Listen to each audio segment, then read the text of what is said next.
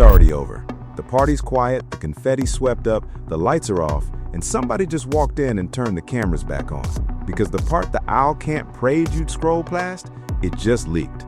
Pause, rewind. Because by the time you finish this video, you're gonna understand why a man who dropped 3 albums in one weekend couldn't survive a single Monday morning. And the receipt with his name on it, it was written by him 18 months ago. He just didn't know he was signing it. Okay, y'all, let's get into the mess nobody else is connecting, because what you're about to see, the algorithm does not want you to find. So before we get 1 inch deeper, please smash that like button, subscribe, hit the bell. I'm serious. The only way this video travels is if you push it past the gatekeepers. Do it now, then come back. I'll wait. You good? Locked in? Cool. Now let me set the table. The horns are getting loud around Aubrey right now. And I don't mean the OVO owl horns, I mean the alarm bells, the kind that ring inside a record label when a streaming dashboard starts looking less like a victory parade and more like an EKG flatlining in slow motion, the kind of horns that go off in board meetings before they go off in the streets. And right now, those horns are screaming. Here's the part nobody is saying out loud, and I cannot believe I have to be the one to spell it out. Drake didn't drop 1 album, he dropped 3. Iceman, Habibti, Maid of Honor. 43 songs, 1 weekend. A coordinated, calculated, machine-engineered flood designed to drown the charts, swallow the algorithm, and force every playlist on Spotify to bend the knee. That wasn't a rollout, that was a heist. And the receipts are about to show you something that nobody on YouTube is brave enough to put into the timeline. The heist failed. The mask fell off in the middle of the bank, and the getaway car ran out of gas in the parking lot. Because while Drake was uploading half a discography in one Friday, Kendrick Lamar was sitting in his living room with 12 songs. 12. GNX, a skinny, surgical, no fat on the bone project that came out over a year ago with no marketing budget, no press cycle, no music video rollout, nothing. And as of day 2 of the Iceman cycle, that 12-song album is outstreaming the 18-song event. Let that sink in. The math doesn't math. The narrative doesn't narrative. The owl is shaking on the branch. Hold on, let me put it on the screen for you. Day 1, Iceman pulled 140 million streams. Loyalists, hate watchers, the morbidly curious, gym rat playlist babies, everybody clicked, because that's what happens when a global pop star drops a culture war album. Day 2, free fall to 70 million, a 50% nosedive in 24 hours. Tell me, in what universe is that a championship moment? Championships don't melt overnight. Championships live in playlists for 10 years. Iceman didn't even survive the weekend it was born on. And here's the cruelest part, the part the OVO Twitter timeline is blocking from your For You page. On Iceman, Drake himself rapped about Kendrick losing 100 million streams. He made it a punchline. He pressed it to wax. He performed it like a touchdown dance. And in less than 48 hours, his own album lost 70 million. He didn't write a diss, he wrote a prophecy about himself. Read that line again, slow, because the OVO Defense Squad is gonna need a therapist after this. Wait, I want you to feel this next part. Make them cry. The opening prayer, the opening impression. That single song lost 8 million streams in one overnight cycle. 8 million. Gone. Vanished. Disappeared into the ether like an OVO blogger after a chart leak. That is the biggest single-day streaming drop for a rap song this calendar year. Drake did set a record this weekend, just not the one Mao was tweeting about at 3 a.m. with the all-caps caption and the 4 owl emojis. Now look, I'm choosing peace right now, I really am. But somebody in that camp needs to wake up. Drake, wake up. I said it. Drake, wake up. Let's triangulate, because this is where the real expose begins, and where every other gossip page is missing the plot. Sources inside the rollout, and I mean the kind of sources that talk to People magazine, the kind that whisper to Billboard before the data is even public. Those same sources have been quietly walking back the first week projections. Originally, the machine was teasing numbers in the 500s. Now they're praying for the 400s. And word inside the building? They'll take a low 400s debut if it means saving face. That's not a victory. That's damage control wearing a victory costume. Hold on. I need to show you something nobody on YouTube is touching. Pay attention. When Iceman launched, multiple DJ pools reported being paid and prompted to spin Make Them Cry, and the Future collab ran to Atlanta in heavy rotation. We're talking incentive structures, bonus slots, pre-cleared ad reads delivered to mixers before the album was even mastered. That's not organic. That's not culture moving the needle. That's the machine on autopilot. That's pay to play with a presidential motorcade.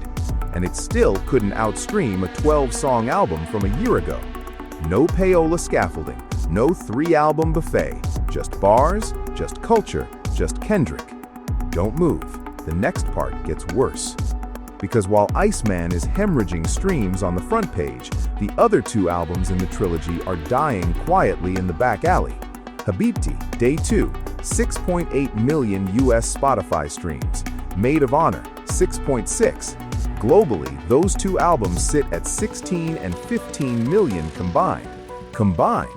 Those numbers don't crack the daily streams of Squabble Up by itself. We are watching 2 full-length Drake projects evaporate in front of us in real time, and they're projected to finish first week under 100,000 units, at least one of them. Lock that in, screenshot it, tag me when it happens. A Drake album doing sub 100K first week in 2026? Imagine telling that to 2016 Drake. He would have laughed you out of the studio. He would have called security. Do you feel it yet? Do you feel the temperature dropping? Do you feel the ice cracking under his feet? Because the Iceman is melting. The Iceman is melting, and the cameras are still rolling, and somebody on his team is praying for a power outage. Now, I want to do something none of these other channels are brave enough to do. I want to read between the lines, because the People magazine tier sources, the legitimate ones, the ones with phone numbers for OVO publicists saved in their iCloud, they've been whispering something for weeks, and the gossip blogs are missing it. They're saying, and I'm paraphrasing a source close to the rollout, that the label is preparing contingency content. Contingency content. That means a re-release, a deluxe, a surprise feature pack, anything to bandage the bleeding. They've already started those conversations 3 days into the cycle. 3 days. That's not confidence. That's a 911 call placed from inside the house. And the streets? Child, the streets are saying something even messier. The streets are saying part of the reason Drake stacked 43 songs onto the calendar is because there's an industry maneuver underneath all of this.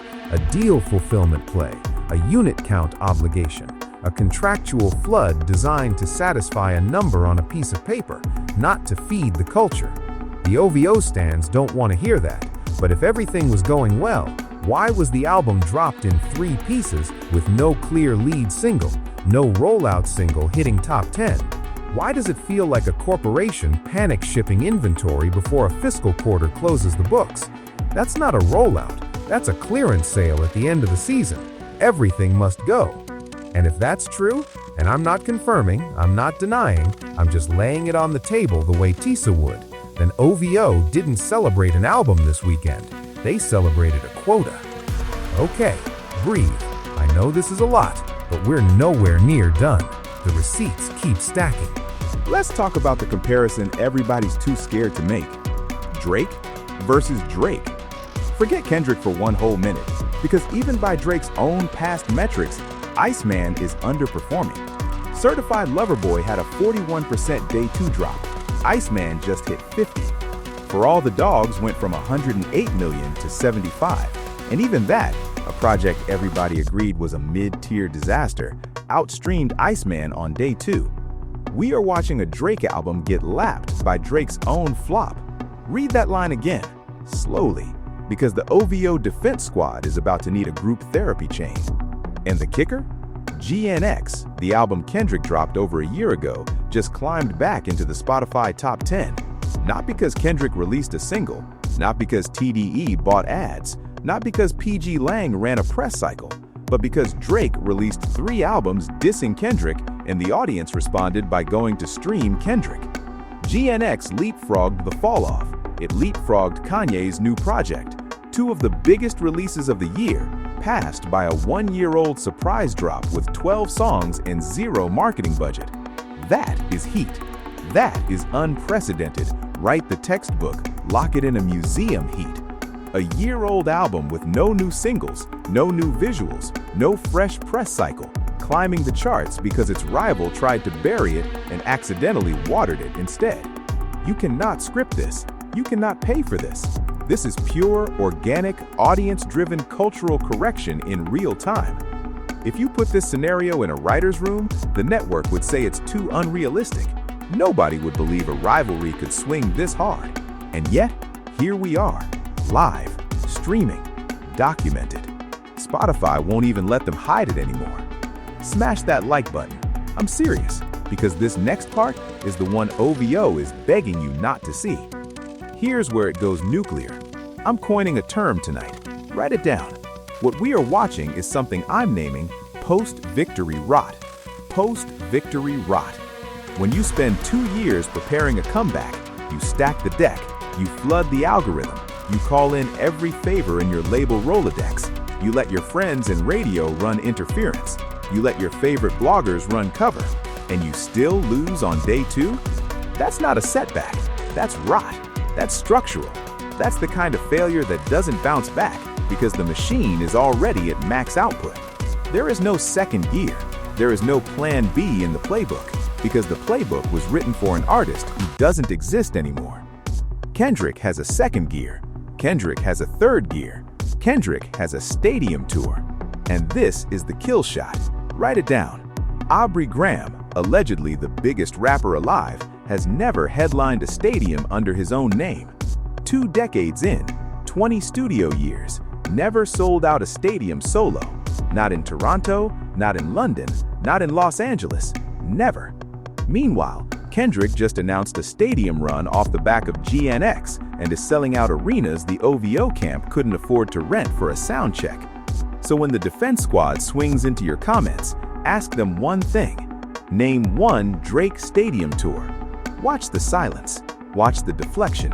Watch them pivot to numbers. And when they pivot to numbers, hand them this video, because the numbers don't lie anymore. Let me pause and breathe. This is heavy, but you came here for the truth, and we're not stopping. Let me read you something, because every great expose has a moment where you slow down and quote the source. Multiple credible industry outlets, and I'm not naming names because we're going to handle this the way People handles a celebrity breakup, have reported that the projected first-week numbers for Iceman have been quietly revised down from a high 500 ceiling to a low 400 floor. A 100,000-unit haircut in 72 hours without an official announcement. The kind of revision that happens when the data team is sweating through their hoodies. And when those projections drop further, and trust me, they will, every OVO mouthpiece who screamed biggest album of the year is going to quietly delete tweets. Screenshot them now. I'm begging you. Build the folder. Caption the file, evidence, because the revisions are coming, and historians need primary sources. This mess deserves a deep dive. And what nobody else caught is this. The marketing for Iceman literally interpolated a Not Like Us bar on the Future record Ran to Atlanta. Drake, Aubrey Graham himself, interpolating the same song that crowned him in shame 18 months ago. Why? Because that's the only frequency the audience still responds to. He has to ride Kendrick's wave to chart, and the moment he stops referencing Kendrick, the streams die. Habibti and Maid of Honor are Exhibit A and B. Those 2 albums don't have Kendrick's smoke on them, and they're the ones flatlining on day 2, like a heart monitor in a hospital drama. Tell me that's not a hostage situation. Tell me Drake's career isn't being held hostage by the very man he tried to bury. Tell me the Iceman isn't standing inside the freezer wearing a Kendrick chain just to stay warm. I'll wait. This is post-victory rot. This is the part where the empire eats itself. This is the part where the throne starts smoking from the inside and the king is too busy taking selfies to notice the floorboards burning. Now let me talk about the music itself, because numbers are one thing, but I'm not the calculator guy. I listen with ears. So let me give you my honest, no filter, no OVO check clearing my account verdict. Iceman, for everything wrong with it, has a pulse. There's an intro track, a couple of melodic moments, at least the BPM is moving. If I'm being generous, Iceman is a 4 out of 10. That's generous. That's me being polite. That's me holding the door open while pretending the album isn't tracking mud through the carpet. Habibti? Habibti is the most lifeless, soul-vacuumed, paint-drying experience I've sat through this year. It is so flat that gravity gives up halfway through the track list. I'd rate it 0.1 out of 10, and that's only because YouTube counts a song as a play if you accidentally click. There is no melody, no hook, no vibe, just an artist who used to be the greatest melody maker in pop music sleepwalking through a track list designed to hit a contract clause. Honestly Nevermind 2 wishes it could be this album. Honestly Nevermind 2 looks like Take Care next to Habibti. That is how dire we are. And Maid of Honor? Sweet baby. Maid of Honor is the album equivalent of a 40-year-old man trying to do a TikTok dance in cargo shorts at a baby shower. It is unbearable. The cheetah print alone could be filed as a war crime in 3 jurisdictions. I would tell you to listen to it, but I love you, so I won't. Do not do it. The audio file is cursed. One time, my speaker tried to refund me. The genre on Apple Music says pop. The genre in real life says, what were we doing in the studio that day? And who let the engineer go home early? The crazy part? On Iceman, on the intro, Drake admits he needs to mature, admits the age is catching up, admits the mirror is talking back. And then he turns around and drops the most juvenile, lowest common denominator, DJ Gordo Please Save Me club rap on Maid of Honor. The maturity was a costume. The growth was a marketing line. The reflection was a screenshot. He told us he wanted to grow up and then went to play in the sandbox with cargo shorts on. Make it make sense.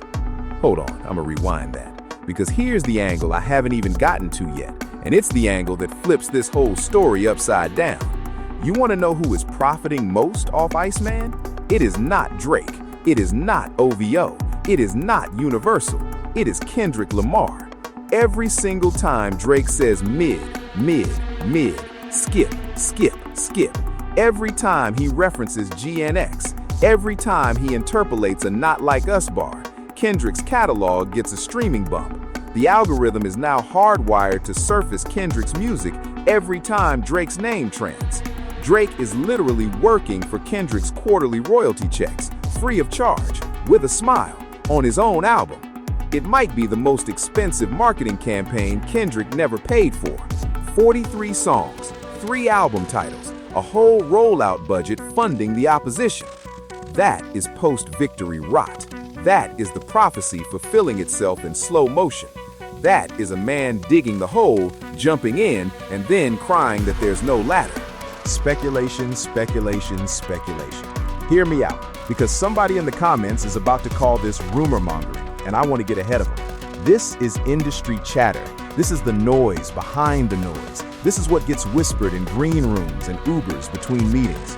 Take what resonates, leave what doesn't. But understand this, every major collapse in pop music history started with a whisper, and the whispers around Iceman have been loud for weeks.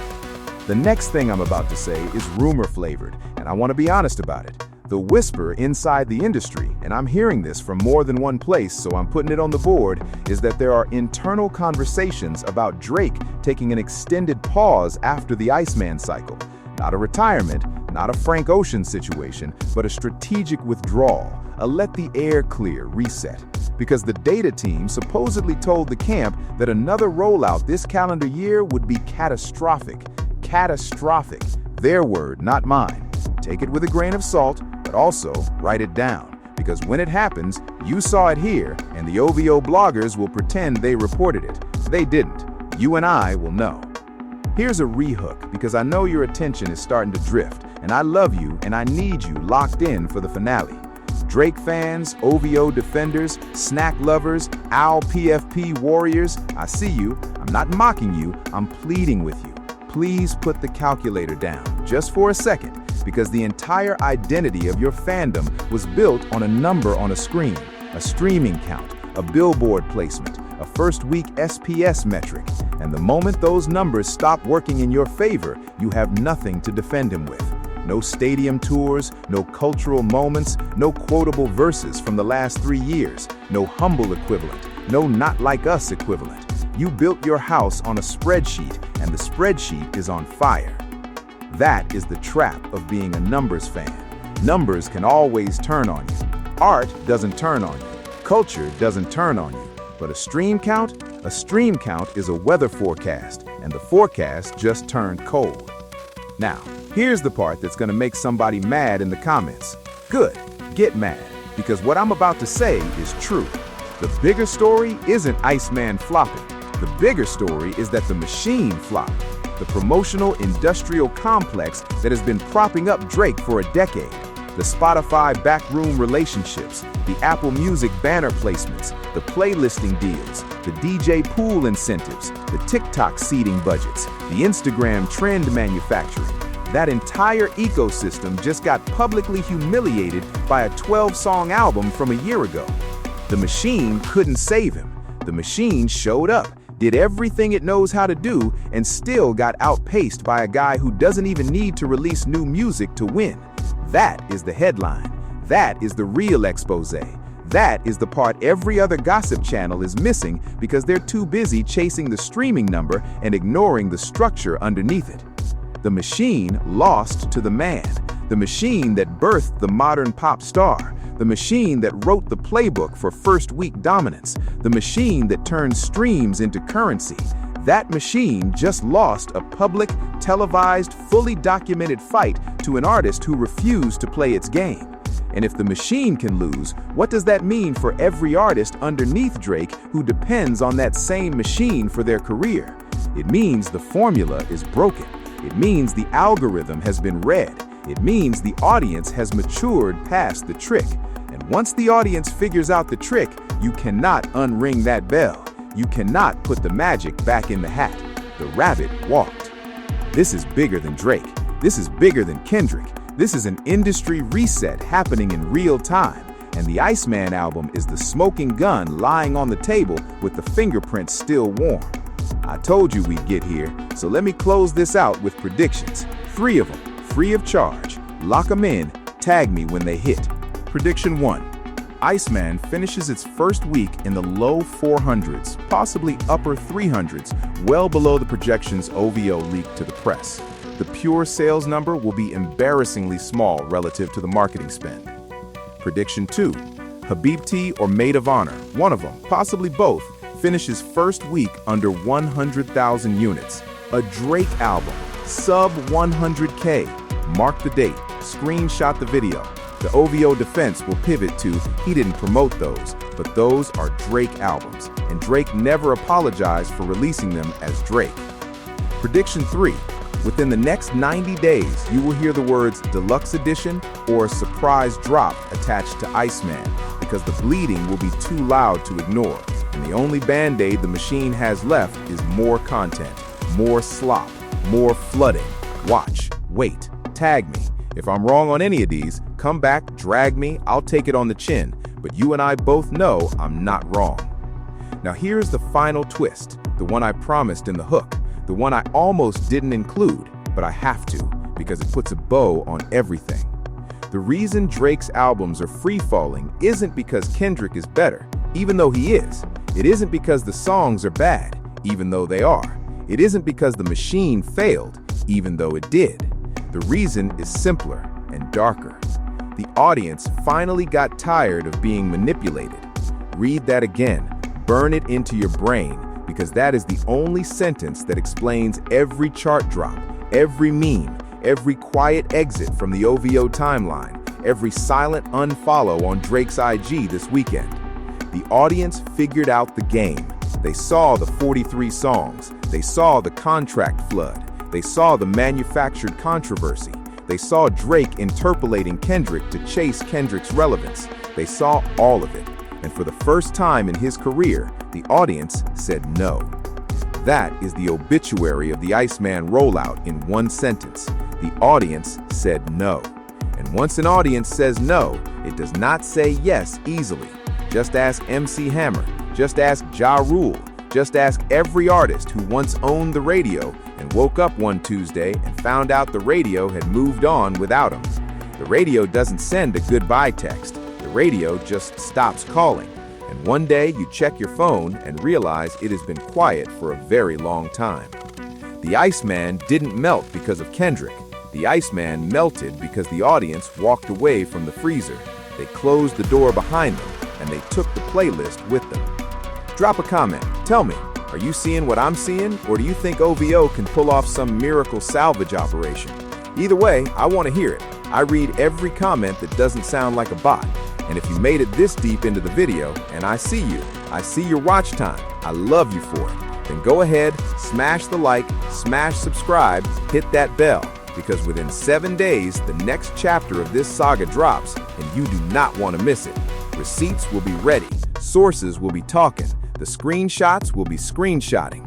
This isn't a hot take, this is documentation. And when the dust settles, when the streaming numbers finalize, when the first week tally hits Billboard, you are going to look back at this video and say, that gossip lady called it. I'm not a gossip lady, I'm a historian with receipts. And right now, the receipts are louder than the rollout, louder than the promo, louder than the OVO defense squad, louder than any tweet Mao posts at 3 a.m. spinning a chart that already turned on him. The receipts have the floor. The receipts say Iceman is done. Now go check out the suggested video in the corner, because before all of this happened, Drake got caught quietly fudging some pre-release streaming numbers, and when you see how, you will understand why this entire rollout was rotten from day one. Click it, watch it, come back here when you're done. We still have so much more to talk about, because the freezer door is wide open now, and the cold air is coming for everybody.